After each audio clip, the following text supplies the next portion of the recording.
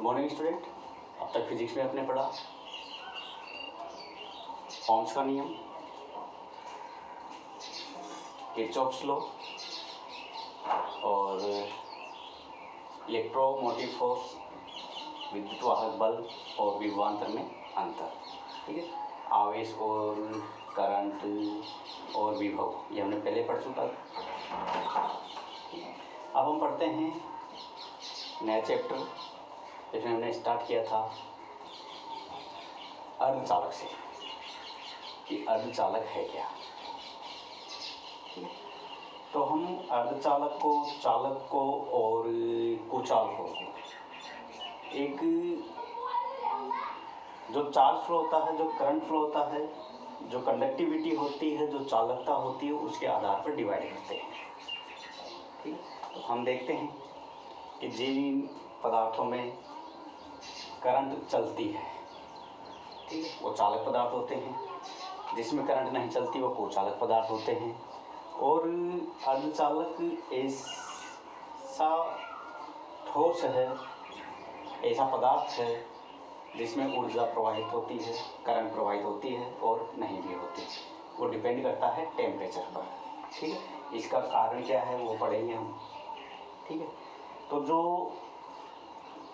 पदार्थों में जो ऊर्जा होती है, ठीक है, वो किस पर डिपेंड करती है कि कोई भी पदार्थ परमाणु से मिलके बनता है, तो उन परमाणुओं में, उन पदार्थों में ऐसा क्या है कि किसी में करंट चलती है, किसी में करंट नहीं चलती। ठीक है, तो हम टॉपिक लेते हैं ऊर्जा बंध कि ऊर्जा बंध क्या है। ठीक है, तो कोई भी ठोस है, ठीक है, उसमें परमाणु होते हैं, इलेक्ट्रॉन होते हैं। तो इलेक्ट्रॉनों की जो रेंज है, जो परास है, उसे बोलते हैं ऊर्जा बैंड। इलेक्ट्रॉनों की परास को, क्योंकि इलेक्ट्रॉन के जितने इलेक्ट्रॉन होंगे उतनी ऊर्जा होगी और इलेक्ट्रॉन की परास ही ऊर्जा बैंड कहलाती है। ठीक, इस ऊर्जा बैंड को हमने 3 भागों में डिवाइड किया है: संयोजी बंध, चालन बंध और इन दोनों के बीच में है वर्जित ऊर्जा अंतराल। दोनों के बीच में है वर्जित ऊर्जा अंतराल। अब ये देखना कि संयोजी बंध क्या है, चालन बंध क्या है और वर्जित ऊर्जा अंतराल क्या है।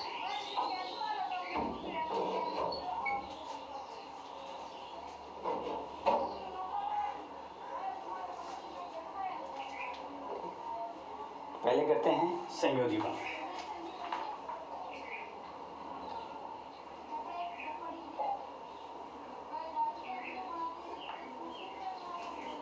संयोजी बंध क्या है कि पदार्थ है, ठीक, इलेक्ट्रॉन्स होते हैं, कोई भी परमाणु है, पदार्थ है, परमाणु से मिलके बनता है, परमाणु में इलेक्ट्रॉन होते हैं। ठीक है, तो जो इलेक्ट्रॉन है, ठीक है, जो संयोजी बंध बनाते हैं,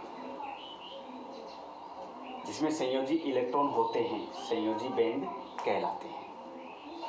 ठीक है, इलेक्ट्रॉन जो संयोजी बैंड के अंदर होते हैं,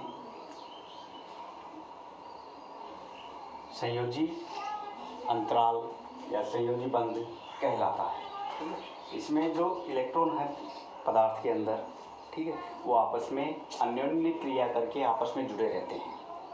ठीक है, अन्योन्य क्रिया करके आपस में जुड़े रहते हैं। तो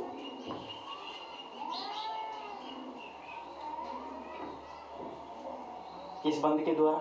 सहसंयोजक बंध के द्वारा। ठीक है, अन्योन्य क्रिया करेंगे और सहसंयोजक बंध से आपस में जुड़े रहते हैं। ठीक है, तो परमाणुओं के, पदार्थ के अंदर जो परमाणुओं में जो इलेक्ट्रॉन्स हैं वो इस बंध में बने रहते हैं। इस बंध के अंदर परमाणुओं के इलेक्ट्रॉन रहेंगे। ठीक है, और जो परमाणु हैं वो पास पास कनेक्ट रहते हैं। परमाणु पास पास कनेक्ट रहते हैं तो वो आपस में क्रिया करते हैं, अन्योन्य क्रिया, और उनका जो ऊर्जा है, परमाणु की जो कक्षा का जो ऊर्जा है वो चेंज होता रहता है। ठीक है, इसके अंदर सबसे ज़्यादा ऊर्जा होती है जो संयोजी बंध है इसके अंदर ऊर्जा सबसे ज़्यादा होगी।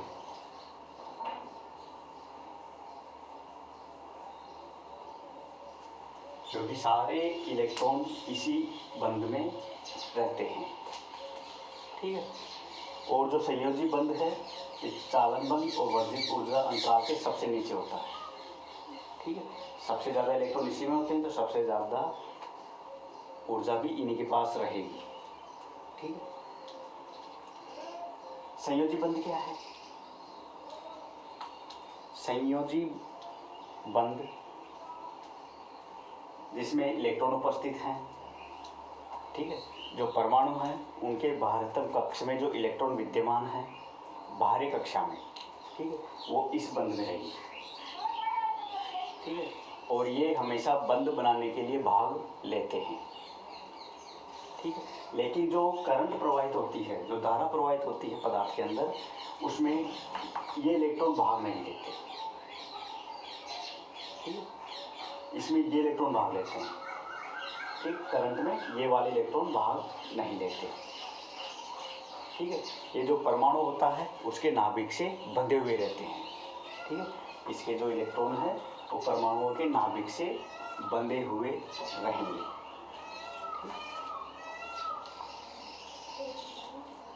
अब है वर्जित ऊर्जा अंतराल। ये क्या होता है? पहले हम पढ़ते हैं चालन बैंड। वर्जित ऊर्जा अंतराल बाद में पढ़ेंगे, पहले पढ़ते हैं चालन बैंड कि चालन बैंड क्या है, ठीक है। चालन बैंड में जो इलेक्ट्रॉन हैं उनके अंदर सबसे ज़्यादा ऊर्जा रहेगी, ठीक है। इसमें सबसे ज़्यादा इलेक्ट्रॉन रहेंगे लेकिन ऊर्जा इसके पास रहेगी, ठीक है। इसमें जो मुक्त इलेक्ट्रॉन है, जो फ्री इलेक्ट्रॉन है, ठीक है, वो फ्री इलेक्ट्रॉन इसके अंदर रहेंगे। इसमें तो नाभिक के द्वारा बंधे रहते हैं, इसमें जो फ्री इलेक्ट्रॉन्स हैं, जो फ्री चार्ज हैं, जो अधिकतम चार्ज हैं वो रहेंगे, ठीक है।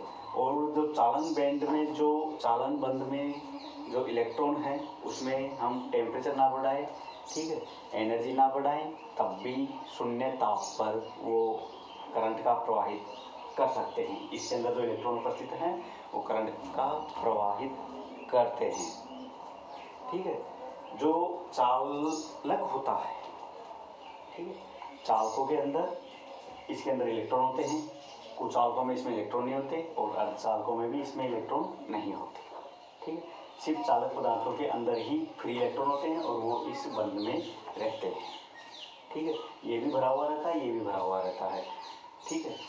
अर्धचालकों में ये भरा हुआ होता है, ये खाली होता है, और कुछ चालकों में इसमें कम होते हैं, इसमें बिल्कुल भी नहीं होते,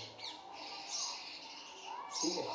तो ये एक जो परमाणु हैं उनके अंदर जो इलेक्ट्रॉन है वो किस बंध में रहते हैं? तो अर्धचालकों के अंदर इसमें रहेंगे, चालकों के अंदर दोनों में रहेंगे, और कुछ चालकों में दोनों में ही नहीं रहेंगे। सिर्फ इसमें कुछ इलेक्ट्रॉन्स रहेंगे जो धारा प्रवाहित करने में अक्षम है, समर्थ नहीं है, ठीक है। अब वर्जित ऊर्जा अंतराल क्या है? कि चालन ऊर्जा बैंड और संयोजी ऊर्जा बैंड के जो अंतर है ऊर्जा का, ठीक है, जो इन बैंड को जो अलग करता है, ठीक है, जिसको बोलते हैं वर्जित ऊर्जा अंतराल, ठीक है, कि वह न्यूनतम ऊर्जा जो इलेक्ट्रॉन को संयोजी ऊर्जा बैंड को चालन बैंड में जाने के लिए आवश्यक होती है, ठीक है। तो एक ऊर्जा होती है, एक अंतराल होता है जो इलेक्ट्रॉन को यहाँ से यहाँ तक जाने के लिए ज़रूरत होती है। कितनी ऊर्जा चाहिए? वो वर्जित ऊर्जा अंतराल के बराबर, ठीक है।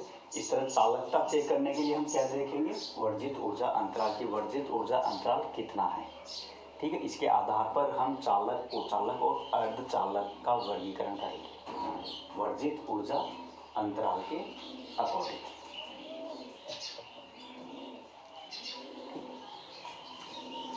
तो एक बार फिर से देखते हैं कि कोई भी परमाणु है, ठीक है, उसके अंदर जो इलेक्ट्रॉनों की जो परास है उसको बोलेंगे ऊर्जा बंध। इसको हमने 3 भागों में डिवाइड किया, संयोजी बंध, चालन बंध, वर्जित ऊर्जा अंतराल, ठीक है। वर्जित ऊर्जा अंतराल जो परमाणु होते हैं, जो इलेक्ट्रॉन होते हैं, ठीक है, जो नाभिक से बंधे हुए होते हैं वो इस बंध में रहते हैं। जो नाभिक से बंधे हुए होते हैं वो इस बंध में रहेंगे, और जो फ्री इलेक्ट्रॉन्स है वो चालन बंध में रहेंगे। फ्री इलेक्ट्रॉन्स, ठीक है, मतलब अधिक जैसे परमाणु है,